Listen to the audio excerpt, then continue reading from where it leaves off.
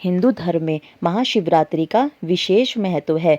इस दिन भगवान शिव और माता पार्वती का विवाह हुआ था। यह त्योहार फाल्गुन मास की चतुर्दशी तिथि को 8 मार्च को मनाया जा रहा है। इसमें भगवान शिव की कथा सुनना बेहद ही शुभकारी माना जाता है। आइए कथा स्टार्ट करते हैं। चित्रभानु नामक एक शिकारी था। जानवरों की हत्या करके वह अपने परिवार को पालता था। वह एक साहूकार का कर्जदार था, लेकिन उसका ऋण समय पर नहीं चुका सका। क्रोधित साहूकार ने शिकारी को शिव मठ में बंदी बना लिया। संयोग से उस दिन शिवरात्रि थी। शिकारी ध्यान मग्न होकर शिव संबंधी धार्मिक बातें सुनता रहा। चतुर्दशी तिथि को उसने शिवरात्रि की व्रत कथा भी सुनी। शाम होते ही साहूकार ने उसे अपने पास बुलाया और ऋण चुकाने के विषय में बात की। शिकारी अगले दिन का सारा ऋण लौटा देने का वचन देकर बंधन से छूट गया। उसने अपने दिनचर्या की भांति वह जंगल में शिकार के लिए निकला, लेकिन दिन भर बंदी गृह में बंदी रहने के कारण भूख प्यास से व्याकुल था। शिकारी शिकार खोजता हुआ बहुत दूर निकल गया। जब अंधेरा हो गया तब उसने विचार किया कि रात जंगल में ही बितानी पड़ेगी। वह एक तालाब के किनारे बेल के वृक्ष पर चढ़ गया। रात बीतने का इंतजार करने लगा। बिल वृक्ष के नीचे शिवलिंग था, जो बिल पत्रों से ढका हुआ था। शिकारी को उसका पता न चला।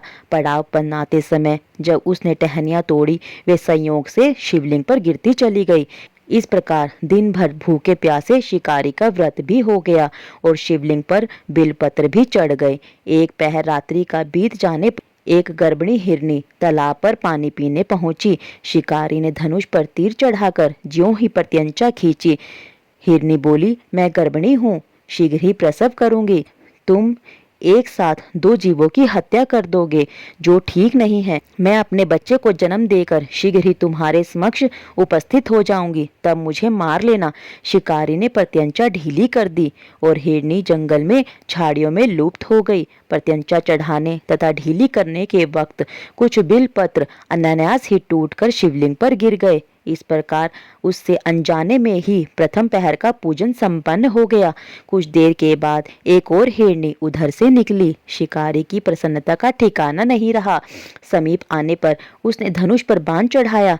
तब उसे देखकर हिरनी ने विनम्रता पूर्वक निवेदन किया, हे शिकारी, मैं थोड़ी देर पहले ऋतु से निर्वित हुई हूँ। अपने प्रिय पति को खोज रही हूँ।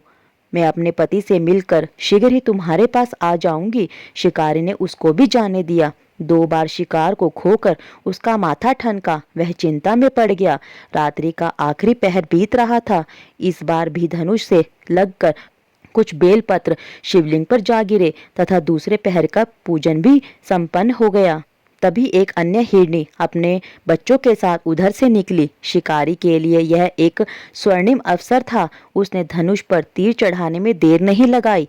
वह तीर छोड़ने ही वाला था कि हिरनी बोली कि हे शिकारी, मैं इन बच्चों को इनके पिता के हवाले करके लौट आऊंगी। इस समय तुम मुझे मत मारो। शिकारी हंसा और बोला, सामने आए शिकार को छोड़ दूं? मैं ऐसा मूर्ख नहीं। इससे पहले मैं 2 बार अपना शिकार खो चुका हूँ। मेरे बच्चे भूख प्यास से व्याकुल हो रहे हैं। उधर हिरनी ने फिर कहा, जैसे तुम्हें अपने बच्चों की ममता सता रही है, ठीक वैसे ही मुझे भी सता रही है। हे शिकारी, मेरा विश्वास करो, मैं इनके पिता के पास इनको छोड़कर तुरंत ही लौट आऊंगी। हिरनी का दुख भरा स्वर सुनकर शिकारी को उस पर दया आ गई। उसने उस मृगी को भी जाने दिया। शिकारी शिकार के अभाव में तथा भूख प्यास से व्याकुल अनजाने में ही बेल वृक्ष पर बैठा बेल पत्र तोड़ तोड़ कर नीचे फेंकता रहा। पो फटने की आवाज हुई तो एक हष्टपुष्ट मृग उसी रास्ते पर आया। शिकारी ने सोच लिया कि अब इसका शिकार वह अवश्य ही करेगा। शिकार की तनी प्रत्यंचा देखकर मृग विनीत स्वर में बोला कि हे शिकारी, यदि तुमने मुझसे पूर्व आने वाली 3 मृगियों तथा छोटे छोटे बच्चों को मार डाला है, तो मुझे भी मारने में विलंब न करो, ताकि मुझे उनके वियोग में एक क्षण भी दुख न सहना पड़े। मैं उन हिरनियों का पति हूँ।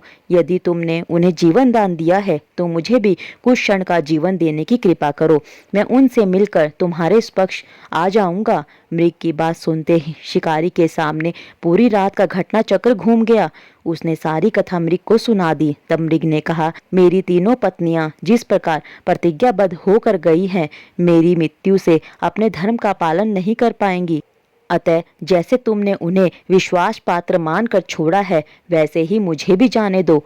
मैं उन सब के साथ तुम्हारे सामने जल्दी ही आ जाऊंगा। शिकारी ने उसे भी जाने दिया। इस प्रकार प्रातः हो गई। उपवास, रात्रि जागरण तथा शिवलिंग पर बेलपत्र चढ़ने से अनजाने में ही शिवरात्रि की पूजा हो गई।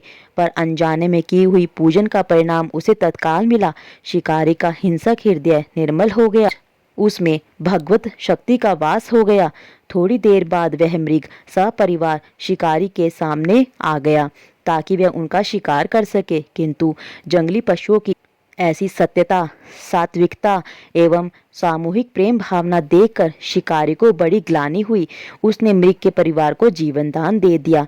अनजाने में शिवरात्रि के व्रत का पालन करने पर शिकारी को मोक्ष और शिवलोक की प्राप्ति हुई। ओम नमः शिवाय। तो भक्तों, आपको यह कथा कैसी लगी मुझे कमेंट करके ज़रूर बताइएगा। नमस्कार।